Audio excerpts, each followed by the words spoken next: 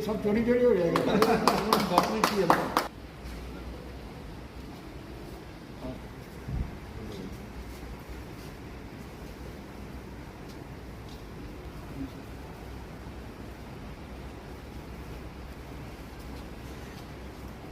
बड़े भाई साहब आप भी दीजिए।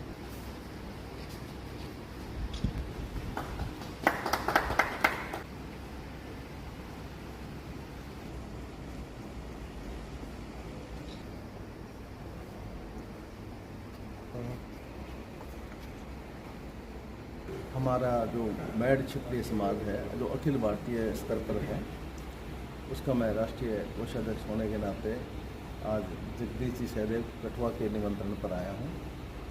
इनको हमने हमारी अखिल भारतीय मैड क्षत्रिय समाज के कार्यकारिणी सदस्य के रूप में इनको हमने सेलेक्ट किया है जम्मू विंग से, और इनको हमारे साथ ये प्रिंस सतेंद्रपाल सिंह कंडा जो कि प्रभारी है जम्मू, पंजाब, हिमाचल और चंडीगढ़ के, तो इनके निमंत्रण पर आज इनको सम्मानित करने के लिए यहाँ पहुँचा हूँ। और हमारे इस संस्था में जो अखिल भारतीय स्तर पर काम कर रही है, तो पुष्कर में एक राष्ट्रीय भवन बना रहे हैं, उसका हमने इनको सदस्य नियुक्त किया है। मैं काफ़ी समय से जानता भी हूँ, हमारे जगदीश जी जो है ये कवि भी हैं और बहुत अच्छा मार्मिक मुद्दों पर ये कविता लिखते हैं, और नेशनल अवार्ड से भी सम्मानित किया गया। मैड क्षत्रिय के नाम से वाकिफ़ नहीं है आप, जहाँ तक मैं समझता हूँ। मैड क्षत्रिय समाज जो है वो एक राजपूतों की ही वंश की ही परंपरा से निकले हुए हैं, लेकिन जैसे छोटा भाई बड़ा भाई होता है, हमारे बड़े भाई राजस्थानी में बड़े भाई को मैड बोलते हैं, इसलिए हम मैड क्षत्रिय यानी कि हम मैड राजपूत हैं, बड़े राजपूत हैं।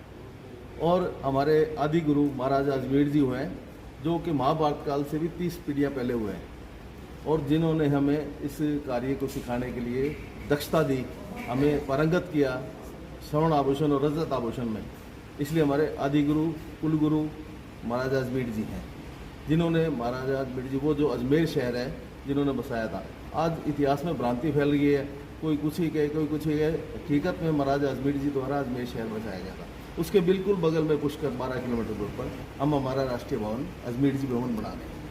आज आपके ही साथी जगदीश जी को जो है वो सम्मानित भी किया गया है उनकी कविता के लिए। क्या देखते हैं आज के इस समाज में कितना जरूरी है कविता के माध्यम से जो मौजूदा हालात हैं वो बयान करना?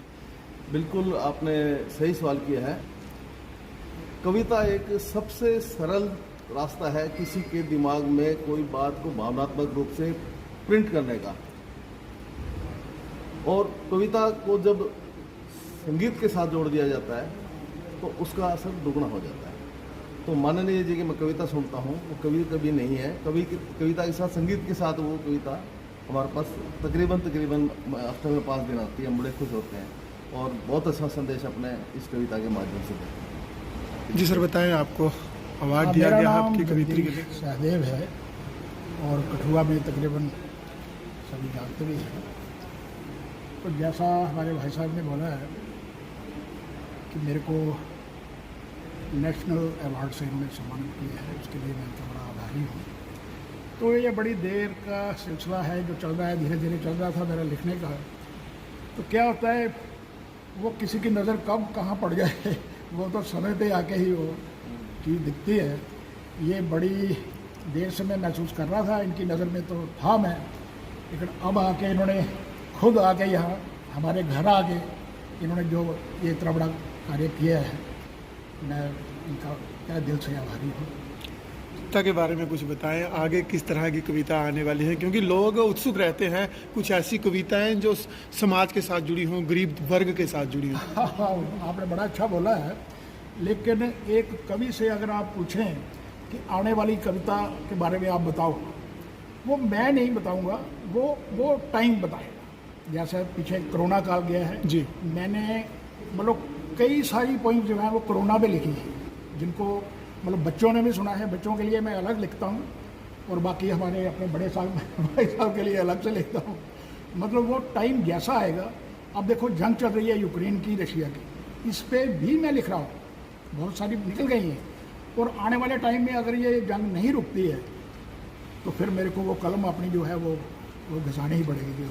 देखते हैं कई सारे कवि हैं, नए चेहरे हैं, युवा चेहरे हैं, लिखना चाहते हैं, भाव भी होते हैं, लेकिन प्लेटफॉर्म नहीं मिल पाता उन्हें अपनी रचना दिखाने का। उनके लिए क्या संदेश है? देखो, लिखने की बात अब अगर आप पूछते हैं तो मैं बड़ी देर से लिख रहा हूँ, लेकिन प्लेटफॉर्म जो है वो तो अभी अभी मिला है।